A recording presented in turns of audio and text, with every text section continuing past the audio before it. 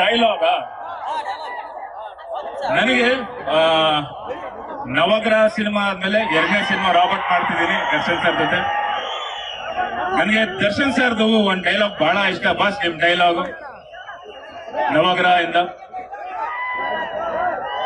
ರಾಜ್ಯ ಆಗ್ಬೇಕು ಅಂದ್ರೆ ರಾಜ್ಯನ ಗೆಲ್ಲೋ ತಾಕತ್ತಿರ್ಬೇಕು, ಯುದ್ಧ ಮಾಡಕ್ಕೆ ಅಂತ ನಿಂತ ಮೇಲೆ ಸೈನಿಕರ ಲೆಕ್ಕ ಹಾಕ್ಬಾರ್ದು.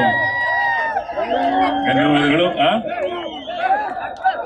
ನಮ್ ತಂದೆಯವ್ರ ಡೈಲಾಗ,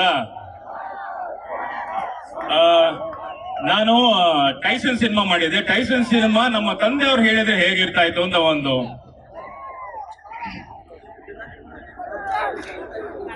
ತಾಕತ್ತಿರ ನೋಡಿದ್ರೆ ತಾಯ್ತ ಕಟ್ಟಿಸ್ಕೋತೀರಾ,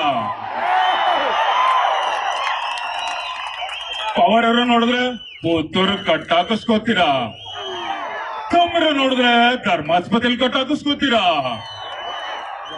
ಈ ಟೈಗರ್ ನೋಡಿದ್ರೆ ಚಟ್ಟ ಕಟ್ಟಿಸ್ಕೋತೀರಾ.